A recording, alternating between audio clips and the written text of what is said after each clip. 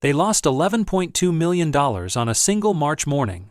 Not because the market crashed, not because of fraud, because of water. Water that did exactly what Brian Evans told them it would do, twice, in writing, with timestamps. But Patricia Bates didn't need advice from an old farmer. She had lawyers. She had a board. She had 2,500 acres and a $47 million development waiting to break ground. She just didn't have the one thing Brian had: 40 years of listening to the land. Drop a comment telling us where you're watching from, and let's go back to where the ground was still dry. The July heat in Caldwell County, Tennessee, settled over everything like a held breath. The basalt soil cracked at the edges of the rows, and somewhere across the valley, a tractor engine pulsed in slow, steady rhythm, the heartbeat of the lowland. Brian Evans stood on the highest berm of his 400-acre farm, holding a dark brown leather notebook in his left hand. He had started it in 1989, filling it page by page with observations that no textbook had asked for, and no university had recorded. It was now 340 pages thick, and it knew things about this land that no survey drone or CAD program had ever been asked to finish. He was looking east. A column of dust rose maybe 800 meters away, pushed up by a convoy of heavy flatbed trucks making slow, grinding progress into the 2,500-acre parcel that had changed hands the week before. The trucks weren't going around the high ground. They were heading straight into the northern section, the lowest, softest portion of the entire property. And Brian recognized it the way a doctor recognizes a patient walking in on a fractured leg. They didn't know what they were walking on. He had spent 4 decades learning that ground.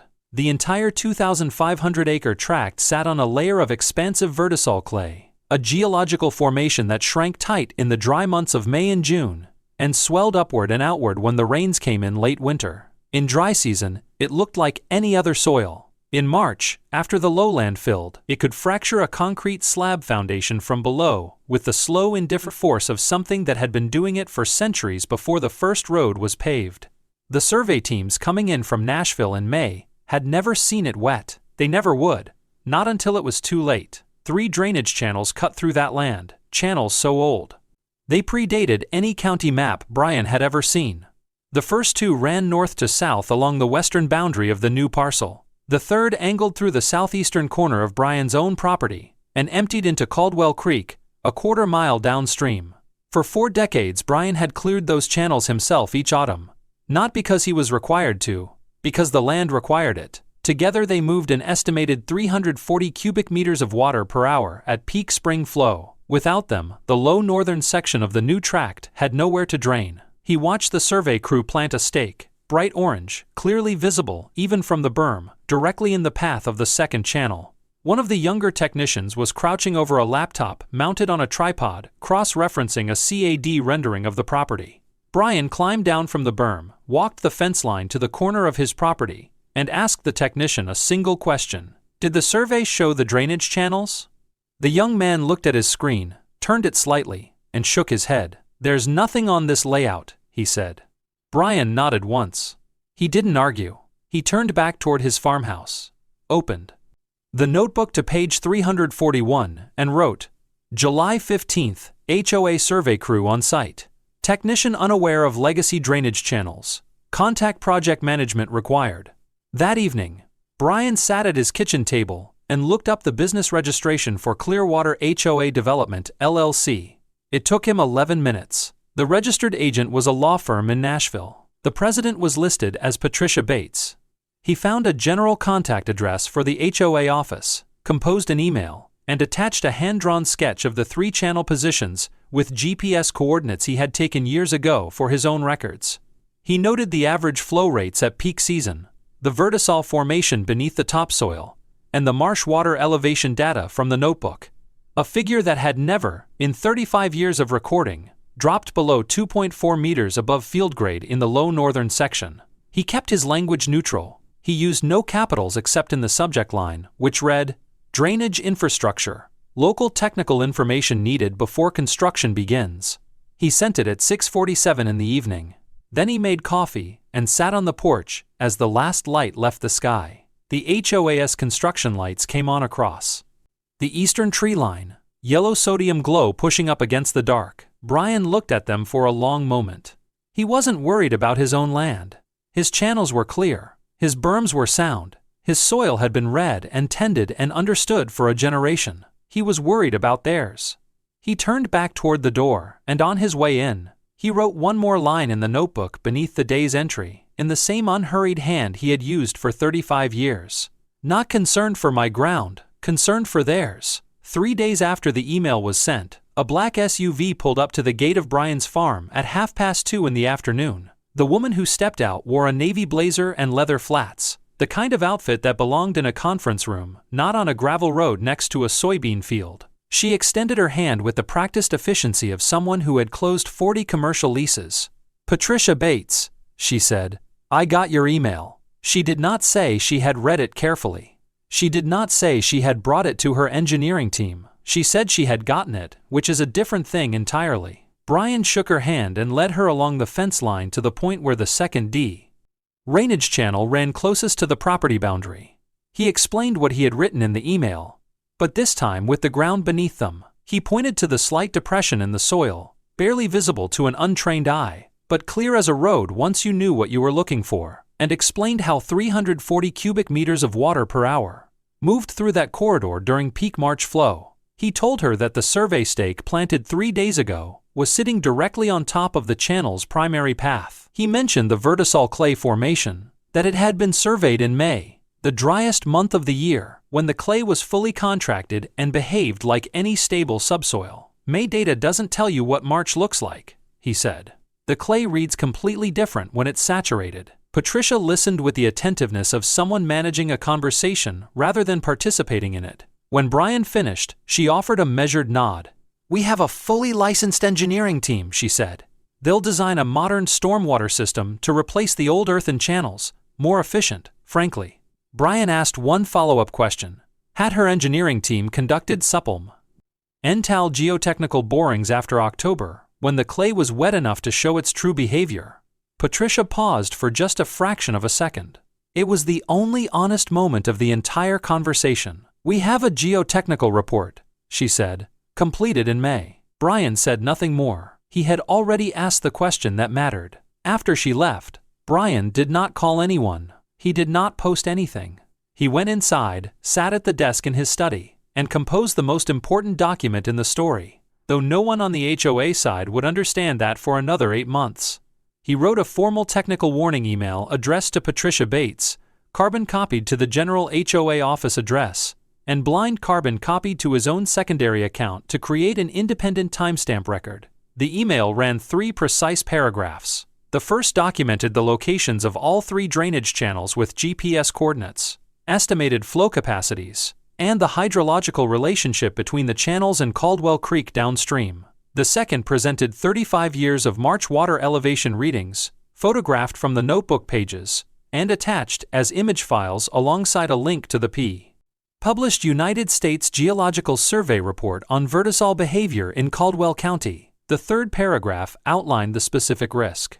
If the channels were obstructed and the vertisol layer was loaded with fill material before wet season geotechnical testing was completed, saturated soil expansion could compromise any rigid foundation poured on the northern section within 2 to 3 rain cycles. The subject line read, "Formal technical warning, drainage and geotechnical risk. Receipt confirmation requested." He sent it at 9:14 in the evening on the 18th of July. He attached 6 photographs of the channel beds, 2 scanned pages from the notebook, and the USG's report. Then, he saved the sent confirmation to a dedicated folder on his hard drive labeled simply with the date. Patricia Bates received the email at 9:34 that evening. She was at dinner with 2 investors from a development group that had committed capital to Phase 2. She read the subject line, scrolled to the first paragraph, and forwarded it to her legal assistant with a single line of annotation. "File this. Neighbor is overreacting." Her legal assistant filed it in a folder marked External Correspondence, Non-Prior. ID. The email sat there, time-stamped unread by anyone who had the authority to act on it for the next 7 months. Right up until the morning a Baxter and Weinstein associate opened the mail server archive and changed the direction of everything. Brian turned off the desk lamp at 10. The notebook was open on the corner of the desk, page 341 facing up. He did not close it. "Did you catch that?" Brian gave them everything in writing, with data, with attachments, with a timestamp. He did every single thing right, and Patricia's response was to forward it to her assistant and call it overreacting. That email is still sitting in a server right now, and it's going to matter more than any courtroom argument later in this story. What do you think? When does Patricia first realize she's wrong? Drop your prediction in the comments, because it's coming faster than you think. September arrived with clear skies and the kind of dry, confident weather that makes bad decisions feel like good ones. The construction crews moved fast. By the third week of the month, bulldozers had graded 400 acres along the northern and western sections, the lowest portions of the entire tract, the exact ground Brea N had flagged in both his sketch and his email. On the 22nd of September, the second drainage channel was buried. It didn't happen because anyone ordered it. It happened because the grading operator was working from a CAD plan that showed no channel at that location, and the depression in the soil looked like an irregularity to be smoothed, not a corridor to be preserved. Brian watched it happen from the berm on his side of the fence. He opened the notebook to page 342 and wrote, Channel 2 closed, September 22nd, grading crew operating without knowledge of drainage infrastructure. By October, the pace had accelerated further, 180,000 tons of fill material, a mixture of excavated earth and crushed stone aggregate, had been spread across the northern portion of the tract, raising the finished grade an average of 1.2 meters above natural elevation. It was a standard developer maneuver. Raise the pad, improve the visual appeal of the lots, reduce perceived flood risk on paper. What it actually created was something far more consequential. The fill formed an unintended berm, a slow wide arc of elevated ground running east to west across the northern boundary that interrupted the natural flow path the lowland had used for generations to drain south and east toward Caldwell Creek. At the end of October, after 3 days of moderate autumn rain, 45 millimeters total, barely a season event, water began pooling in the southeastern corner of the HOA tract. The site foreman noticed it first. He reported it to the project engineer, a man named Garrett, who worked out of an office in Nashville and had visited the site twice. Garrett reviewed the drainage plans remotely and ordered 3 concrete storm culverts, installed at what he identified as the lowest topographic points on the graded surface. The culverts were 600 millimeters in diameter, the standard specification for light commercial stormwater management. Brian walked his fence line the following week and located all 3 culverts. He pulled a handheld slope gauge from his jacket pocket, the same instrument he had used for 20 years, to check his own field channels, and measured the installation angle at each one. All 3 read at or below 0.1% gradient. A 600 millimeter culvert needs at minimum 0.3% slope to gravity drain under load. At 0.1, water would enter, sit, and back up. In a heavy rain event, they would not drain the site. They went. All become collection basins. He recorded the measurements in the notebook. 3 culverts installed. Northeastern drainage points. Slope readings: 0.09, 0.11, 0.08%. Insufficient for gravity discharge. Estimated retention under 100 millimeter rainfall event: 8,000 to 12,000 cubic meters. He did not contact the HOA. He had already contacted them twice. The record was established. What came next was not his responsibility to prevent, only to document. In November, something shifted in the social landscape of the county. Neighboring landowners had noticed the scale of the grading operation, and 2 of them had approached Brian independently over the fence line, curious about the drainage situation they had heard about. Brian answered their questions the same way he answered any question, with data. He shared the channel locations, the slope measurements, the marsh water elevation records. He did not speculate about outcomes. He presented what he had measured. Within 2 weeks, Patricia's office received word that Brian had been sharing technical information with adjacent property owners, and the response came on a Thursday afternoon in the form of a letter from Hargrove and Associates, the HOA's retained law firm. The letter cited Brian for intentional interference with commercial development and dissemination of materially misleading information causing reputational and financial harm. It demanded he cease all negative commentary regarding the project. Brian read the letter once, then called an old friend, a retired attorney named Walt Greer, who had practiced property law in Caldwell County for 30 years before stepping down. Walt read the letter in about 4 minutes. "This is a scare document," he said. No cause of action stated. No specific allegation they could prove. Keep doing exactly what you're doing. Just keep everything in writing. Brian's response to Hargrove and Associates was a single paragraph. He had shared observable, verifiable field data collected over 35 years of direct measurement. He had no further comment. He signed it with his full name and mailed it certified. The November board meeting of Clearwater HOA Development LLC ended with Patricia presenting Phase 2 construction projections to the investment group. The slides showed 847 homes, $47 million in total capital deployment, and projected revenue of $89 million at full build-out. The cameras, the champagne glasses on the credenza, the polished confidence, all of it pointed toward March as a month when the first foundations would be poured. Brian sat at his kitchen table that same evening, turning slowly through the March pages of his notebook. 2023, 2.61 meters. 2022, 244. 2013, 238. The trend line was not going in the direction Patricia's slide suggested. December brought the first frost, and with it Patricia's most aggressive move. Her team had done a title search on Brian's property, thorough enough to find what most searches wouldn't bother looking for, and discovered a gap in the recorded documentation. The two remaining functional channels, numbers 1 and 3, ran through the southeastern corner of Brian's land on their way to Caldwell Creek. His deed conveyed ownership of the soil, but a separate formal water rights registration, the kind that recorded easement-level usage of a natural drainage corridor, had never been filed under Brian's name or his father's. It had been filed under his grandfather's in 1962. In a deed transfer recorded at the county clerk's office that had never been digitized and existed only on paper in a filing cabinet that hadn't been opened in 40 years.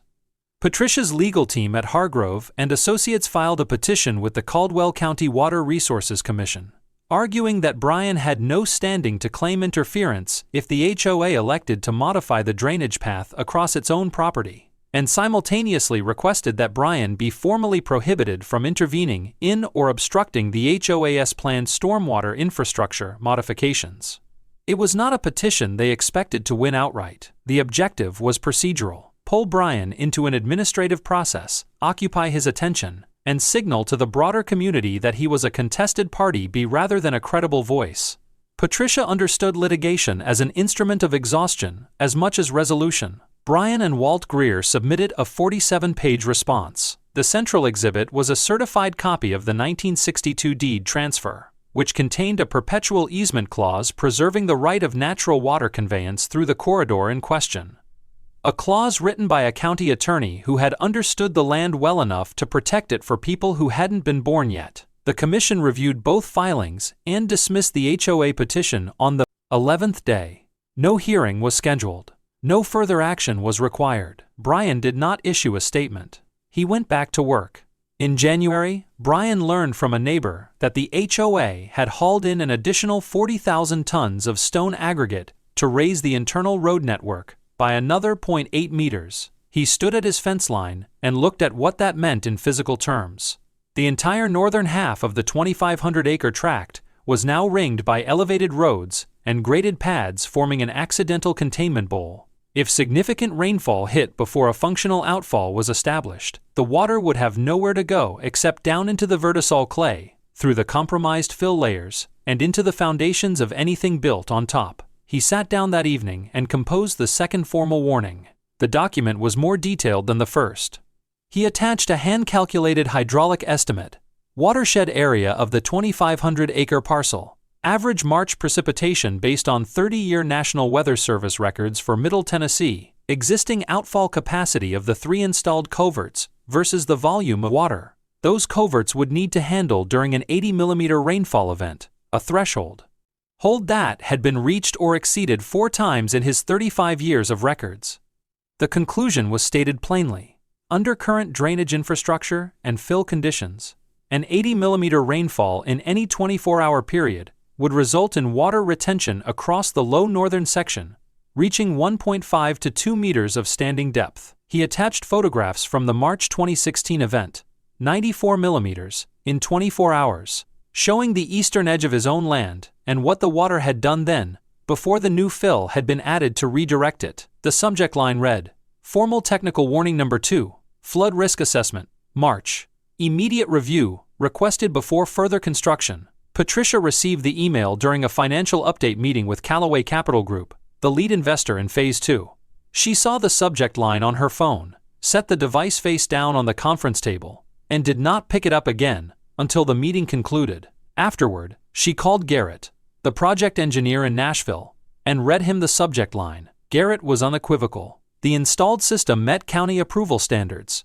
The grading plan had been reviewed. He saw no outstanding concerns. Good, Patricia said. Then, we disregard it. Her written reply to Brian's second warning was 2 sentences. The project was in full compliance with all applicable technical standards, as reviewed and approved by the relevant authorities. She thanked him for his feedback. On the 3rd of February, a ribbon was cut at the entrance to Phase 2. There were local reporters, county council representation, and catered food on folding tables. Patricia spoke into a microphone about jobs and tax revenue, and the future of Caldwell County. That night, Brian checked the National Weather Service extended forecast for Middle Tennessee. The probabilistic outlook for March read, above normal precipitation likely. He wrote one line in the notebook before turning off the light. March. Waiting. Patricia just ignored the second warning, this one with hydraulic calculations attached. She has an approved system. She has investors. She had champagne at a ribbon cutting. Brian has a notebook and 35 years of March records. Think about where you're sitting right now and ask yourself honestly, who's right? And more importantly, when March actually arrives, how bad is the damage going to be? Leave your prediction in the comments because the answer is already written in that notebook. The 8th of March arrived without drama. No thunder, no wall of black cloud moving up from the south, just a slow gray thickening of the sky over Caldwell County, and the first thin lines of rain beginning to fall sometime before dawn. Brian was awake at 5:30 as always. He made coffee, stood at the kitchen window, and watched the water begin to find the ground. His fields received it the way they always had. The topsoil darkened, the channel beds filled in gradual orderly increments, and the water moved south, then east, then into the creek that had carried it away for as long as anyone in the county could remember. Everything on his side of the fence was doing exactly what 40 years of maintenance had prepared it to do. By 9 a.m. on the morning of the 9th, the rain had been falling for roughly 11 hours, and the construction site across the fence had begun to show what Brian had calculated in January. Water was pooling in the northwestern corner of the graded tract, the lowest point of the entire development pad, the same coordinates Brian had marked in red ink in the notebook 2 summers before. The site foreman radioed the field officer. By 11:30, all 3 storm culverts were flowing in reverse. The gradient was 0.1%. Water entered the pipes, found no slope to follow, and backed out the way it came, spreading across the finished gravel surface in a slow widening sheet. Garrett, the project engineer, was reached by phone in Nashville. His solution was to pump. 2 trailer-mounted pumps were driven onto the site before noon. The rain continued at a rate that exceeded both pumps combined. At 3 in the afternoon, the water reached the vertisol layer beneath the fill. The clay, already holding moisture from the previous 2 weeks of mild winter rain, had reached saturation.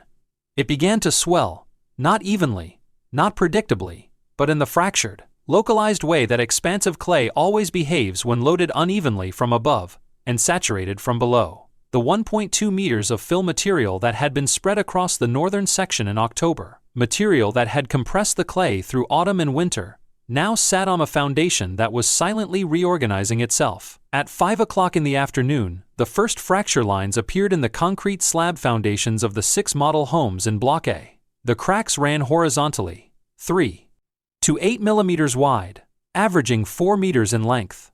A site engineer on the ground looked at them, recognized the pattern immediately, and called Patricia. She was in her Nashville office when the call came through at 17:23. The engineer's voice was careful and direct.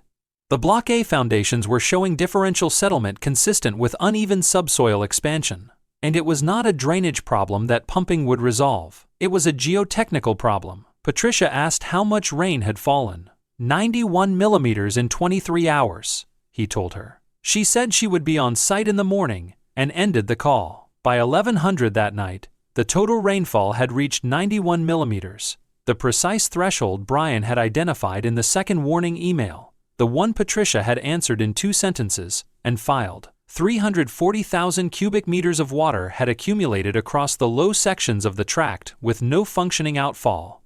The standing depth in the deepest portions of the northern section reached 1.7 meters. All 6 model homes in Block A showed foundation cracking.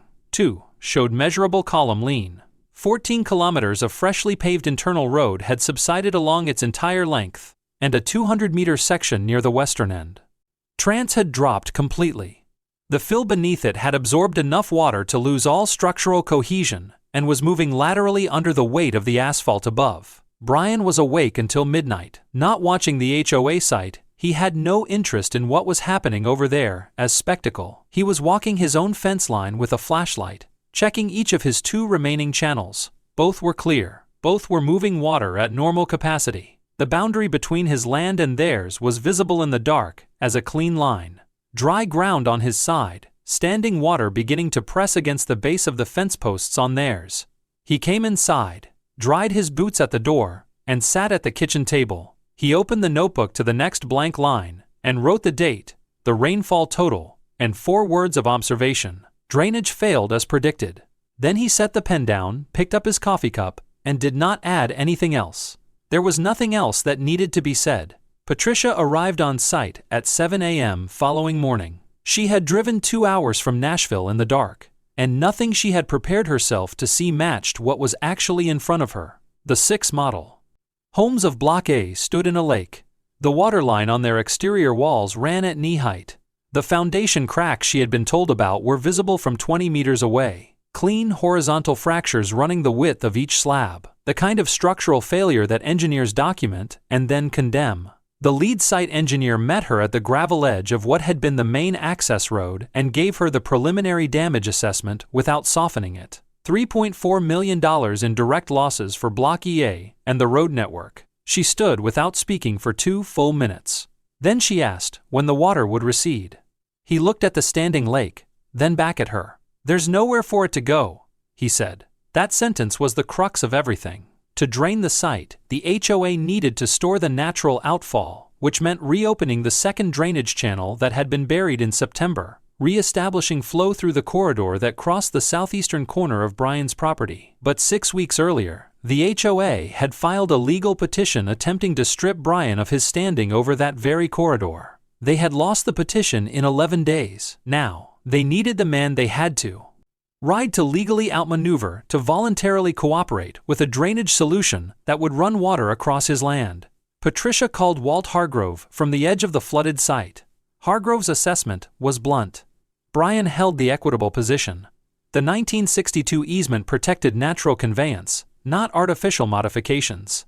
The HOA had no legal mechanism to compel his cooperation on any alteration to the existing drainage arrangement, particularly after having previously attempted to contest his rights over the same corridor.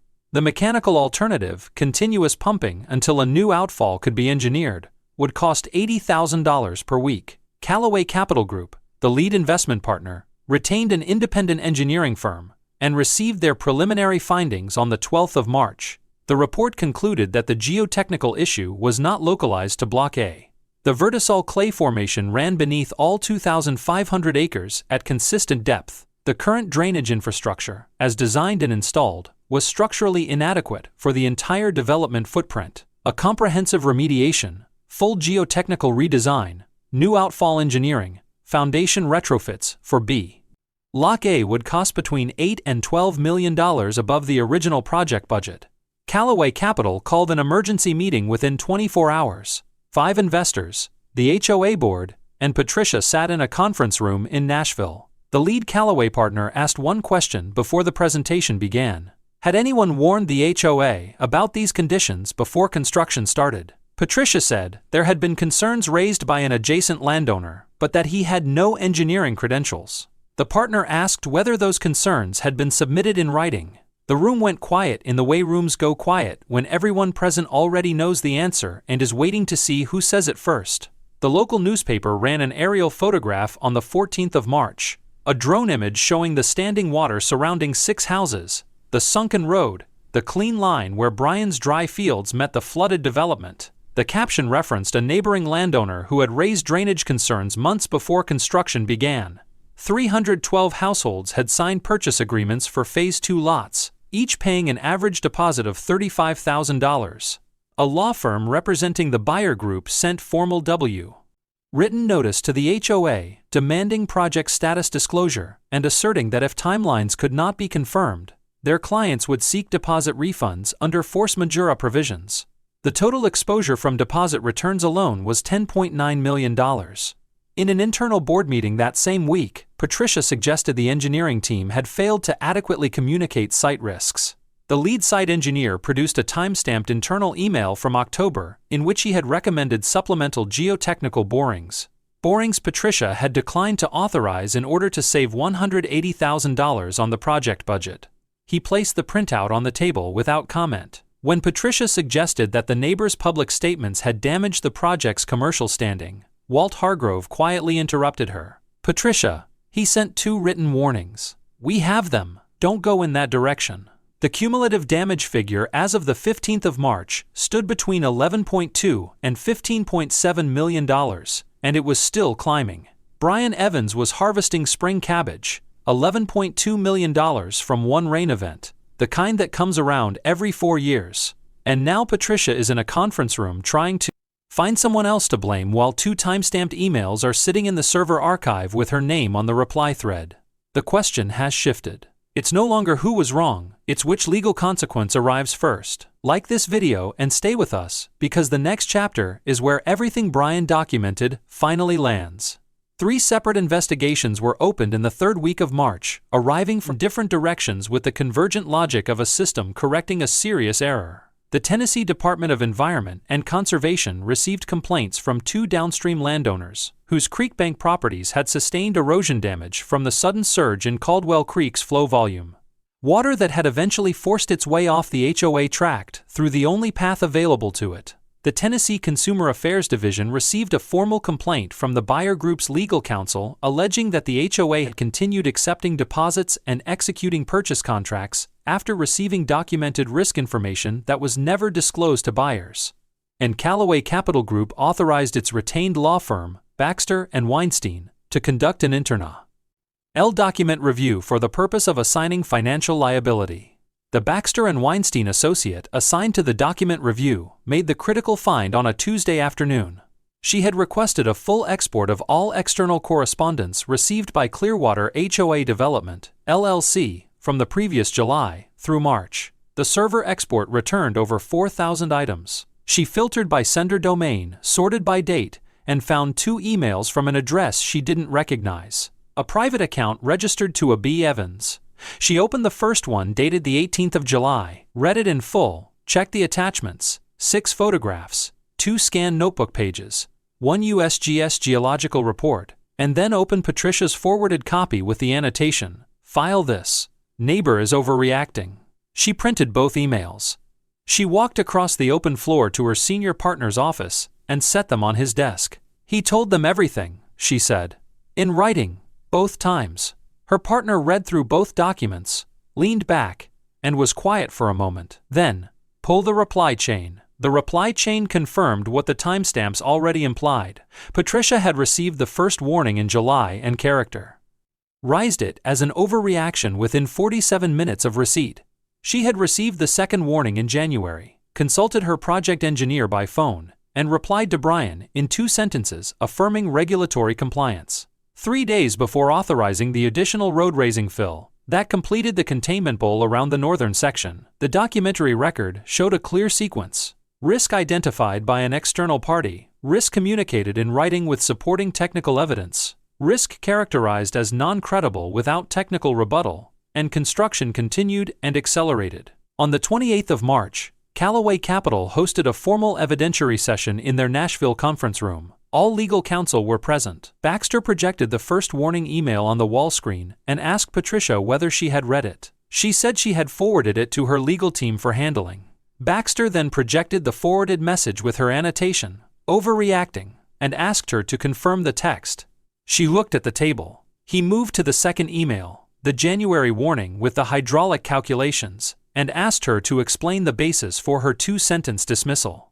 In light of the specific figures Brian had provided, she did not answer. There was no answer that would have improved her position.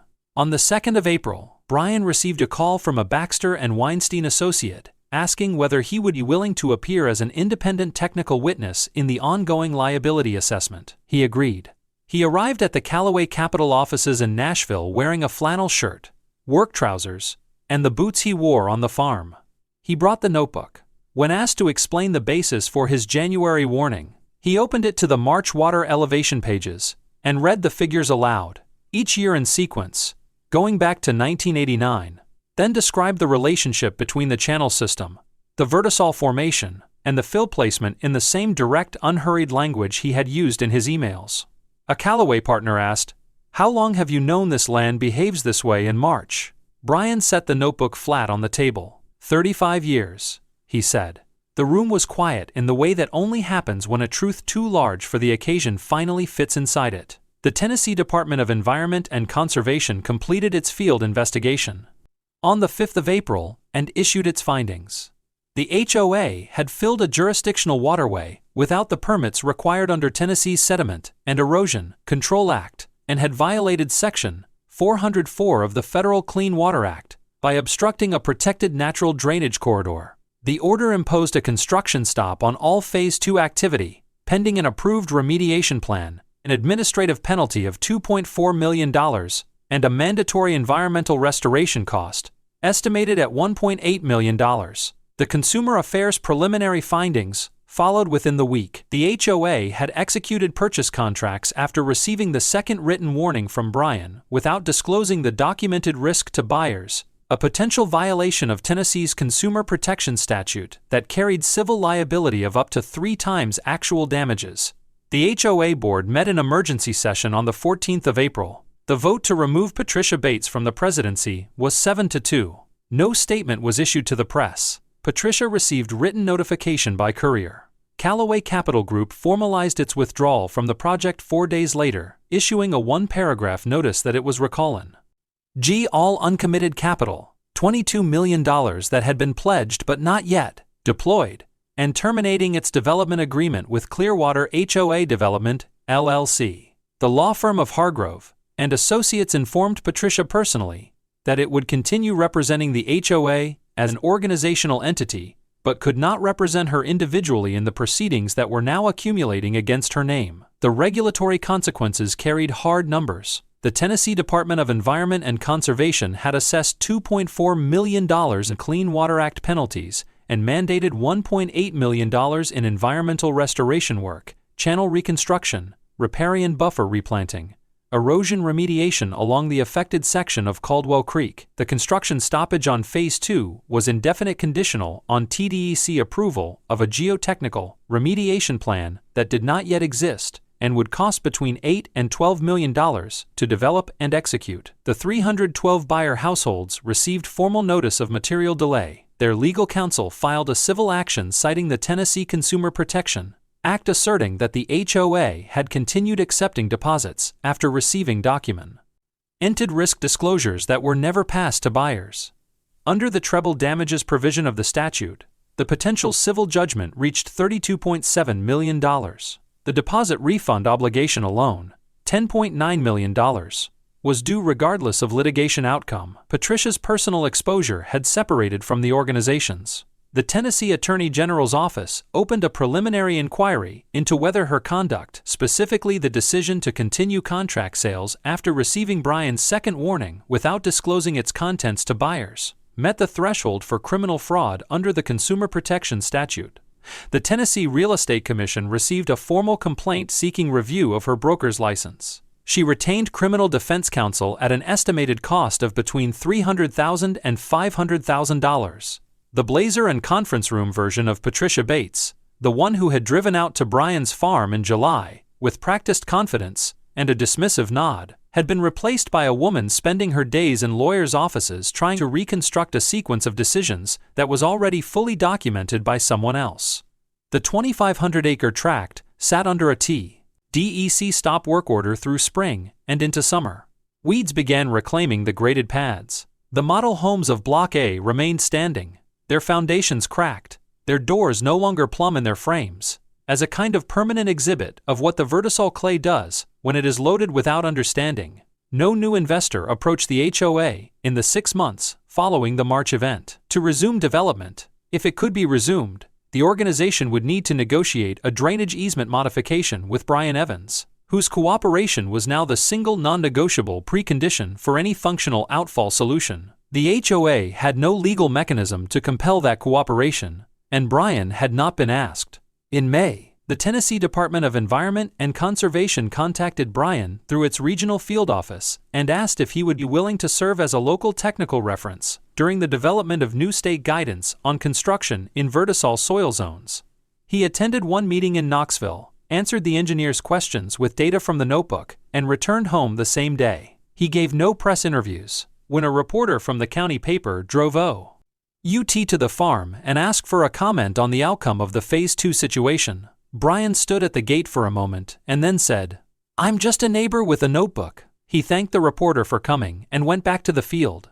By June, the summer corn was up, and even across the eastern sections of the farm, the 2 remaining drainage channels, numbers 1 and 3, moved water with the same quiet efficiency they had maintained for 40 years. Channel 2 was still buried under HOA fill material on the other side of the fence, and it would remain the HOA's problem to resolve with TDEC on whatever timeline the regulators set. Brian had no involvement in that process and sought none.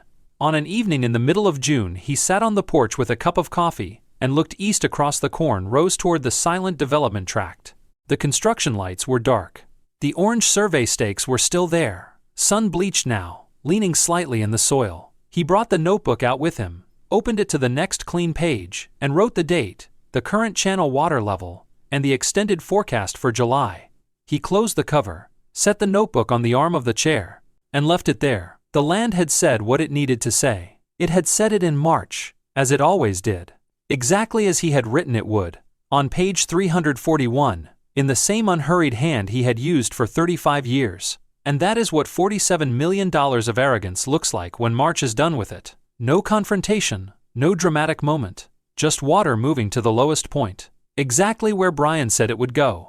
Patricia lost the presidency, lost the project, and is now looking at criminal inquiry. Brian is growing corn. That is the kind of outcome that doesn't need commentary. Stay with us. The lesson section is the part you'll actually want to save. The story of Brian Evans and Patricia Bates is not a story about a farmer beating a corporation. It is a story about a very specific and very expensive water gory of mistake, one that repeats itself across industries, across decades, and across every context where institutional authority is confused with practical understanding. Paper authority does not substitute for field knowledge. Patricia Bates arrived at this project with every credential the modern system recognizes as legitimate: a licensed engineering team, regulatory approvals, estimate capital, legal representation, and organizational standing. Those credentials gave her the legal right to make decisions. They did not give her the ability to understand what the ground beneath her project was going to do in March. The vertisol clay did not review her permits. The drainage channels did not acknowledge her approvals. The water moved according to physics, not paperwork. Dismissing field experience is a quantifiable financial risk. Brian did not need to persuade anyone of anything. He needed only to document what he knew, send it in writing, and wait.